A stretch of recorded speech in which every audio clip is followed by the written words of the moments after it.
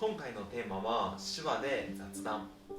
特定のテーマを決めずに来ていただいた方と一緒にゆるい会話をします。